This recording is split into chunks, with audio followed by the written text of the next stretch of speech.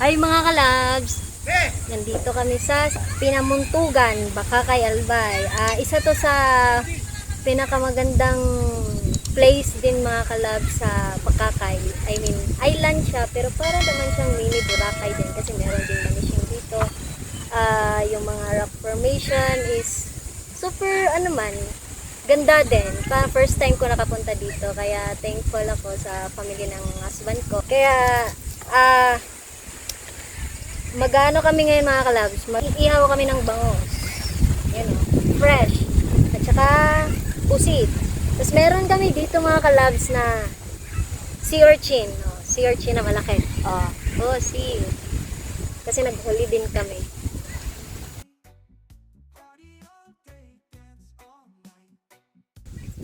Ang taba mga kalabs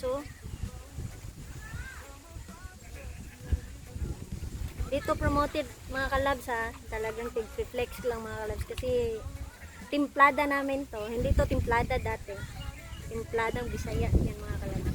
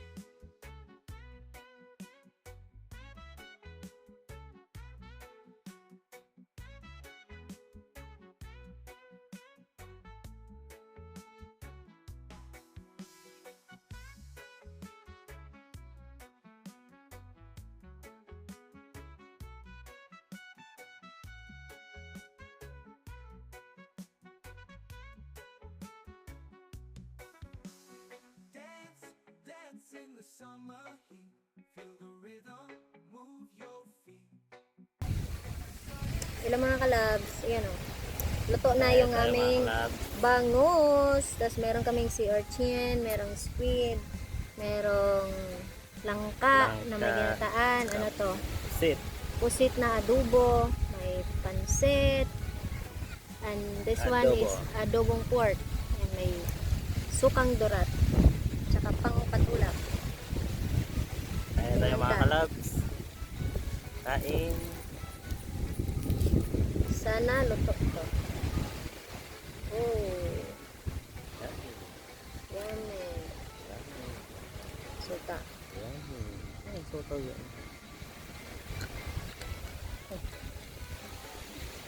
Darat. Tapos ilagay naman yung dito. Tuyo. Ayan tayo mga kalabs. Ina na. Oo.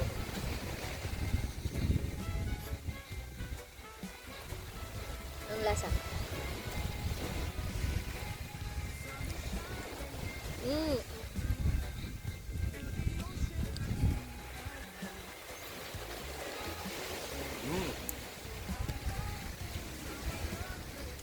Sarap. Second taste. Sea urchin or tayong sa Bicol, sa Bisaya, tuyong. Perfect.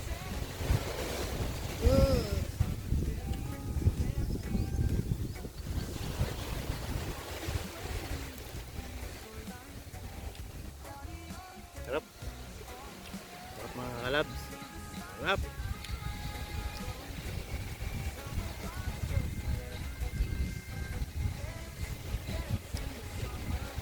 Saka mo mga kalabs, kung may time kayo magpadagat, gawin nyo to.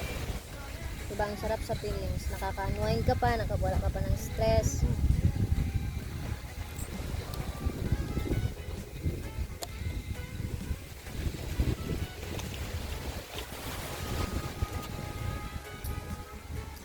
Tuloy ang kita.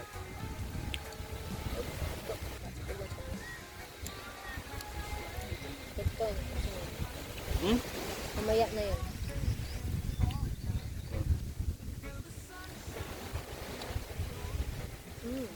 Tayong. Ano ka? Walang baso, pang patulak.